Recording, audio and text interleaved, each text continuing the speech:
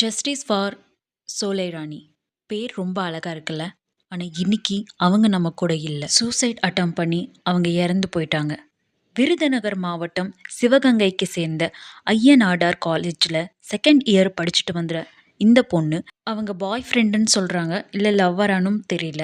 அவங்க கூட ஒரு போட்டோவை சோஷியல் மீடியாவில் அப்லோட் பண்ணியிருக்காங்க. பார்த்து ஸ்க்ரீன்ஷாட் எடுத்து அவங்க காலேஜோட பிரின்சிபலுக்கு அனுப்பியிருக்காங்க. அந்த பையன் கூட அதே காலேஜில் படிக்கிற பையன் தானாமா.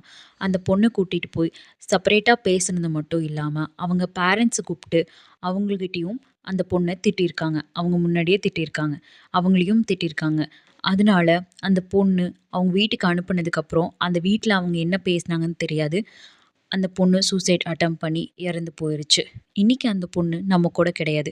இந்த விஷயத்த தெரிஞ்சுக்கிட்டு அந்த காலேஜ் பசங்க அந்த காலேஜ் முன்னாடி ஸ்ட்ரைக் அனௌன்ஸ் பண்ணி ஜஸ்டிஸ் ஃபார் சோலை ராணி அப்படின்னு ஸ்ட்ரைக் பண்ணிகிட்ருக்காங்க. அந்த பொண்ணுக்கான நியாயம் கிடைக்கணும்னு ஸ்ட்ரைக் பண்ணிகிட்ருக்காங்க. ஆனால் எனக்கு இதில் ஒரு விஷயம் மட்டும்தான் புரியல. அந்த பொண்ணு தப்பே பண்ணியிருக்கட்டுமே, அது வெளியே தான் அந்த பொண்ணு அப்லோட் பண்ணியிருக்கு. ஐ மீன் அந்த ஃபோட்டோஸ் வெளியே எடுத்தது அதை தான் அந்த பொண்ணு அப்லோட் பண்ணியிருக்கு. அதை பர்சனலாக பிரின்சிபல் கூப்பிட்டு பேச வேண்டிய அவசியம் என்ன வந்துச்சு?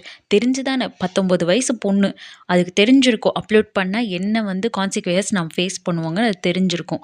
தெரிஞ்சிருந்தே அதை அப்லோட் பண்ணுதுன்னா அது நீங்கள் பேச வேண்டிய அவசியம் என்ன வந்துச்சு?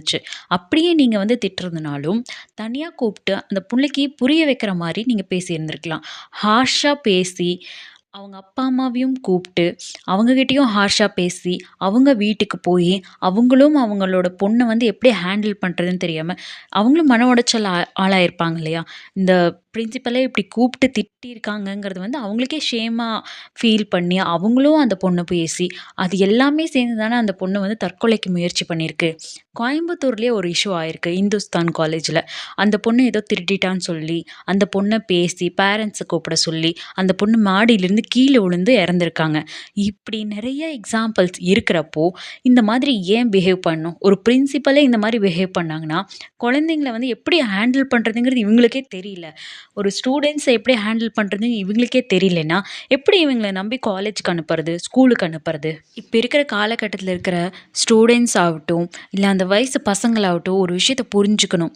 எந்த ஒரு பிரச்சனைக்கும் சாவு சொல்யூஷன் ஆகாது.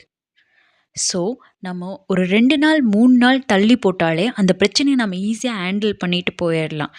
அதுக்காக நாம் செத்துட்டோம்னா எல்லாமே முடிஞ்சு போயிடாது. இந்த நாட்டில் எத்தனை பேர்த்துக்கு நம்ம ஜஸ்டிஸ் கேட்டு ஸ்ட்ரைக் பண்ணிகிட்டே நிற்க போகிறோமோ தெரியல. தேங்க்யூ.